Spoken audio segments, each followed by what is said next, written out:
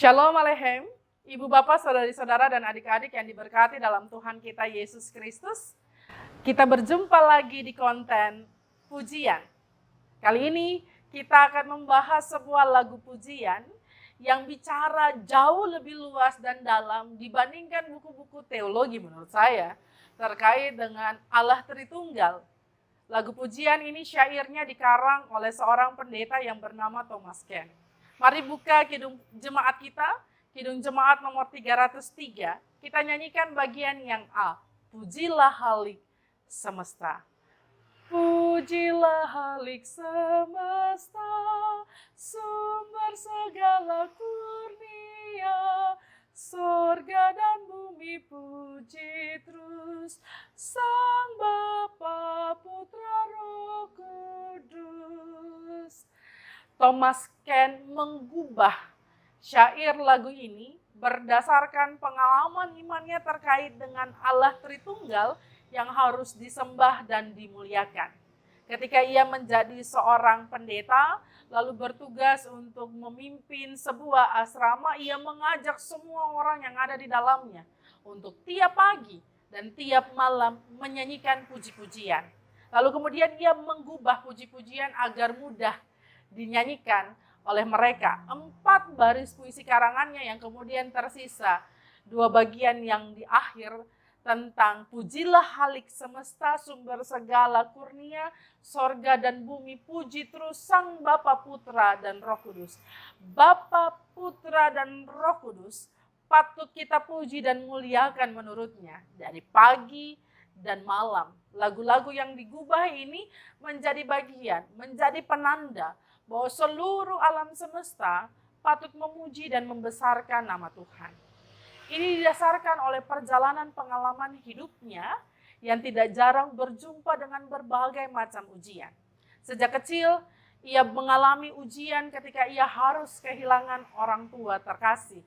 Sebagai seorang anak yatim piatu, ia tidak ditinggalkan sendirian.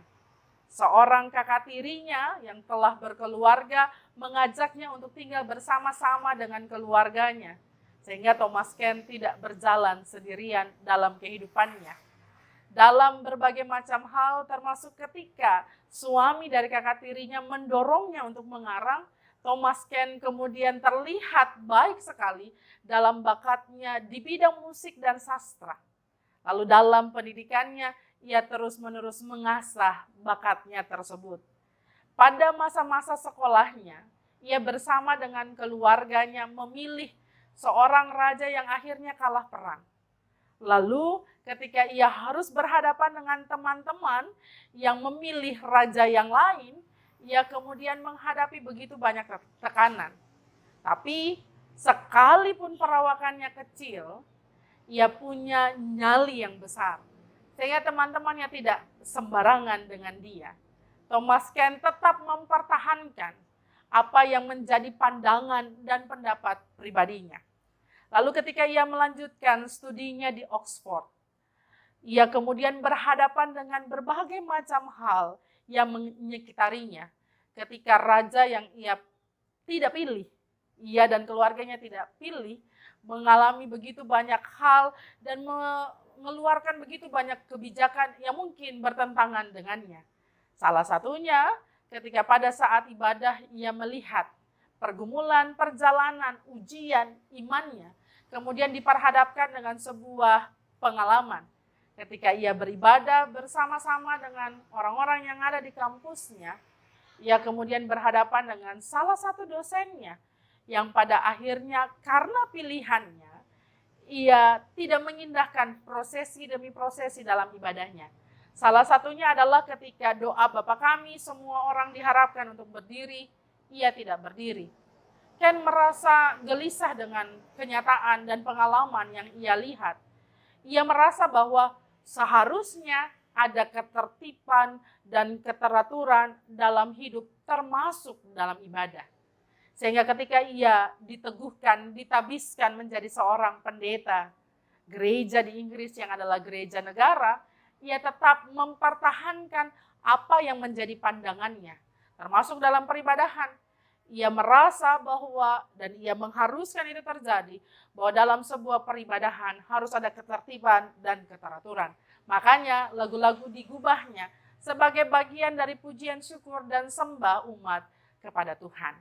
Pada saat ia memimpin sebuah jemaat, ia kemudian dikunjungi oleh sang raja bersama dengan selirnya. Sang raja meminta agar selirnya tinggal di rumah pendeta Ken. Permintaan itu dia tolak. Tapi ketika para pasukan, para tentara-tentara kemudian mendesak pendeta Ken untuk kemudian menampung selir dari sang raja, pendeta Ken kemudian memanggil tukang-tukang untuk merubuhkan atapnya, sehingga perempuan itu tidak bisa tinggal bersama-sama dengannya. Hal ini sebagai bagian dari unjuk rasanya dan sikapnya bahwa perbuatan-perbuatan amoral tidak diperkenankan Tuhan dan ia tidak menyetujuinya. Menariknya, sang raja tidak marah. Justru ia merasa bahwa apa yang dilakukan oleh pendeta Ken adalah hal yang benar. Setiap pendeta Ken berkhotbah, sang raja pasti hadir. Katanya, saya mau mendengar bagaimana dosa-dosa saya dikuliti oleh pendeta Ken. Pendeta Ken terus-menerus menjadi seorang pendeta yang kemudian tahan uji. Sehingga ia dengan berani menghadapi ujian hidupnya, yaitu menyuarakan apa yang benar sekalipun ia harus berhadapan dengan raja-raja. Ada begitu banyak kegiatan-kegiatan yang tidak diperkenankan Tuhan. Ada begitu banyak tindakan-tindakan amoral yang terus-menerus disuarakannya untuk kemudian mereka bertobat kembali ke jalan yang benar. Akibat sikap beraninya, ia dipecat. Tapi suatu ketika, pada saat keuskupan harus memperoleh atau harus menempatkan seorang uskup di gereja tersebut, maka kemudian sang raja teringat akan pendeta yang perawakannya kecil, tapi nyalinya besar ini. Ia kemudian dipanggil menjadi uskup di sana. Ibu bapak, saudari-saudara, dan adik-adik yang diberkati dalam Tuhan kita Yesus Kristus, ujian demi ujian yang dialami oleh pendeta Ken bukan serta-merta bicara soal pengalaman hidup pribadinya saja. Tapi ini berbicara terkait erat dengan bagaimana ia berani bersikap di tengah-tengah kenyataan hidup yang kian berat, bahkan pilihan-pilihan hidup orang yang hanya mau menyenangkan dirinya sendiri. Ia tidak takut akan kuasa atau kehilangan kuasa. Ia tetap berusaha untuk berani menghadapi ujian-ujian hidupnya untuk tetap menyenangkan hati Tuhan, memuji, memuliakan nama Tuhan Allah. Sehingga ia mengambil sikap berdiri, memihak pada apa yang benar. Bisa jadi ini juga ujian dalam kehidupan kita. Kita berhadapan dengan begitu banyak relasi kuasa yang kadang-kadang karena ketidakberanian kita untuk menentukan dan bersikap memilih hal yang benar, maka kemudian kita terjerumus dalam pelbagai pencobaan. Kita menjadi orang yang takut dikucilkan, takut tidak disenangi, bahkan takut dipecat mungkin karena menyuarakan kebenaran. Kita menjadi orang-orang yang kompromi terhadap dosa dan kesalahan. Mari belajar dari apa yang dilakukan oleh pendeta Thomas Ken. Pujian yang ia gubah, yang kemudian dinyanyikan oleh begitu banyak orang termasuk kita di hari ini, adalah pujian karena dia tahu dia akan menghadapi ujian-ujian hidup, tapi ia meyakini dan mengimani bahwa tiada hal lain yang patut ia lakukan selain memuji dan memuliakan nama Tuhan Allah, Allah Bapa, Putra, dan Roh Kudus. Mari belajar hidup, memuji dan memuliakan nama Tuhan Allah dengan hal-hal yang demikian. Mari belajar untuk tahan uji, sehingga sekalipun kita harus menderita, kita tetap mau menderita karena menjunjung tinggi kebenaran. Bukan karena mau dipuji-puji orang, sehingga pada akhirnya kita memihak pada kesalahan dan dosa.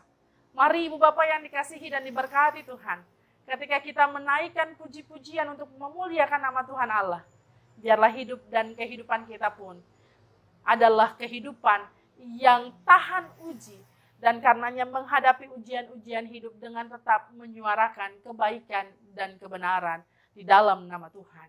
Teruslah memuji dan memuliakan nama Tuhan Allah, bukan hanya dengan nyanyian pujian, bukan hanya dengan kata dan pikiran, tapi juga dengan niatan hati yang sedia dan mau setia melakukan apa yang baik dan benar di hadapan Tuhan.